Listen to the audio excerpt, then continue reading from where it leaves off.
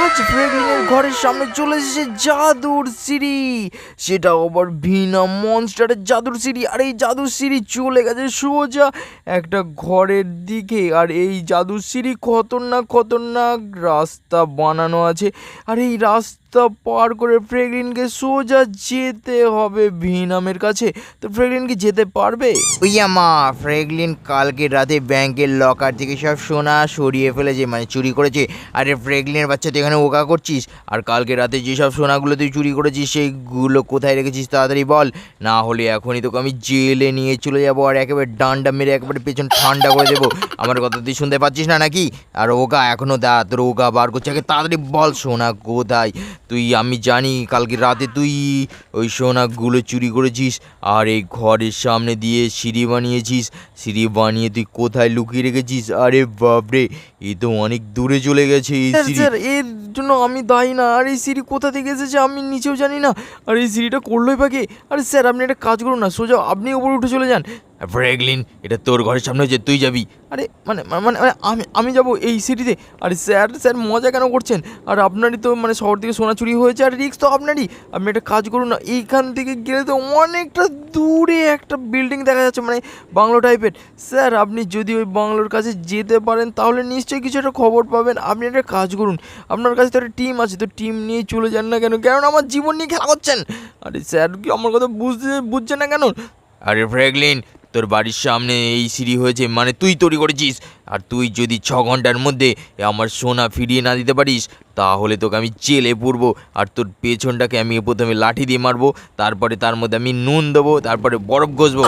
আর তাড়াতাড়ি তোকে আমি বলছি 6 ঘন্টা তোর হাতে টাইম আছে, মানে 4 ঘন্টা থেকে 2 ঘন্টা আরও বাড়ি দিয়েছি, তুই 6 ঘন্টা টাইম দিলাম। আর যে সোনার খোঁজ দিবি আমাকে। আর এই সিঁড়ি কোথা থেকে আসলো তুই জানবি। ব্যাস কাপুচ সবসময় চিংগাম স্যারের কাজ করতে যেন ব্যথা লাগে, কাজ একেবারে করে না, আমাদের পুলিশের নামে বদনাম। আর এই সিঁড়িতে এখন আমাকে যেতে হবে, জানি না এই সিঁড়িতে কি বিপদ হতে চলেছে আমার। আর আমাকে আমার বাইকটা নিয়ে যাওয়া ঠিক হবে। আর এটা হচ্ছে ভিনামের সিঁড়ি আমার যতটা মনে হচ্ছে, কারণ এখানে ভিনামের কিছু স্ট্যাচু এখানে আছে। আর এই ভিনামের বাচ্চা এখানে স্ট্যাচু রেখে দিয়ে গেছে। আর চিংগাম স্যার নিশ্চয়ই এর জন্য ভয়ে উপরে ওঠেননি, তার জন্য আমাকে মরার জন্য একেবারে ফাঁদে ফেলে দিয়েছে। জানি না গাইজ কি হতে চলেছে, কিন্তু যা করে হোক আমাকে যেতে হবে এই সিঁড়ির ওপর দিয়ে, কারণ সামনেও বিপদ পেছনেও বিপদ। আর যেতে পড়ে গেছে, ওরে পড়ে গেলাম। আরে বাপরে গাইজ, এখন মানে বাইকটা নিয়ে আমি ওপর দিকে উঠতেই পারলাম না। আমাকে উঠতে হবে তাড়াতাড়ি, বাইকটা নিয়ে যাই, না হলে চিংগাম স্যার আমাকে জেলে পুড়ে পড়েছে, পেছনে নুন দিয়ে লাঠি মারবে। কি আরে তারি তো ব্যাস কি আরে ও আবার পড়ে গেলাম। মানে বাইক নিয়ে কি যাওয়া যাবে না নাকি? মানে বাইকের নিশ্চয়ই কোনো প্রবলেম হচ্ছে। আর এখানে কি রাস্তা বানিয়েছে কে জানে। তো চলো এখান থেকে জাম্প করে দিই ফাইনালি। আর এখানে কত ফুটবল, মানে এই সব করা ফুটবল আমাকে নিচে ফেলতে হবে, তারপরে এখান থেকে একটা বাইক নিয়ে চলে যাব। আর তার জন্যই আমার মনে হচ্ছে সামনে রাস্তাটা বন্ধ ছিল, যে আমি বাইক নিয়ে যেতে পারবো না, আমাকে যেতে গেলে হাঁটতে হাঁটতে যেতে হবে।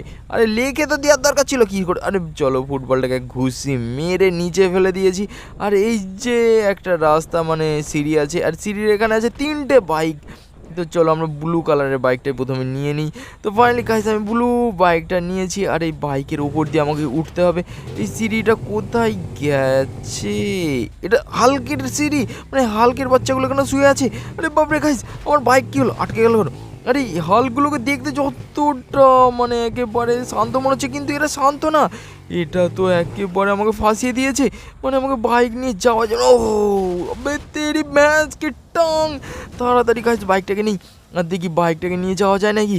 আর এখান থেকে যাওয়া যাচ্ছে না, তো চলো আরেকবার প্রথম ট্রাই করি। এবার মনে হচ্ছে আমি পৌঁছে যাবো। আরে গাইস এখানে তো যাওয়াই যাচ্ছে না, মানে এই পিঙ্ক কালারের হালগুলো কোনো একটা প্ল্যানিং করেছে যে বাইক করে এখানে না যাওয়ার জন্য, মানে যেতে কাউকে দেবে না। তো চলো ফাইনালি আমরা হাঁটতে হাঁটতে যাবো। আরে বাইক হয়নি তো কী হয়েছে, হাঁটতে হাঁটতে যেতে পারবো। এই কন্টেনারের উপরে দিয়ে আমাকে যেতে হবে। আর সোনা কোথায় আছে? সোনা কি আদেও আছে? আর এখান থেকে সোনা নিয়েই বা গেল কী করে, এত খতরনাক রাস্তা। আরে এখানে একটা বাইক পেয়ে গেছি, মানে বাইক তো পেয়েছি, কিন্তু সামনে সব গাড়িগুলো। আরে গাড়ি কোথা থেকে আসলো? মানে গাড়ির ওপর দিয়ে আমাকে গিয়ে বাইক চালাতে হবে, আর কত কী করতে হবে কে জানে। তো চলো পড়ে না যাই, আমাদের সিটির একেবারে ওপরে টপে চলে এসেছি। আর এখানে দেখো আরও কত সব মানে গাড়ি আছে। আর এখন আমাকে এর ওপর দিয়ে জাম্প করতে হবে। তো ফাইনালি আমি এটা এটা এটা কোথায়?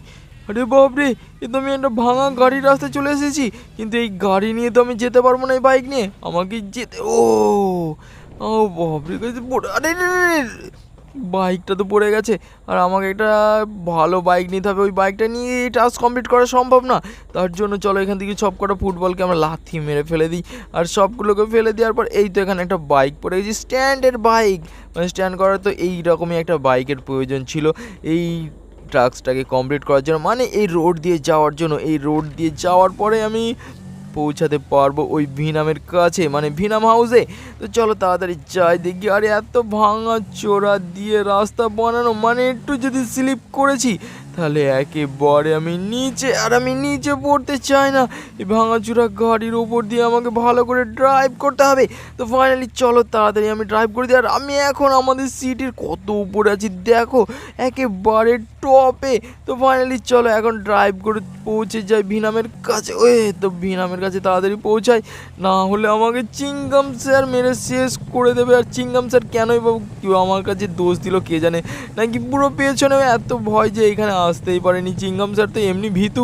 তো চলো তাড়াতাড়ি এখন।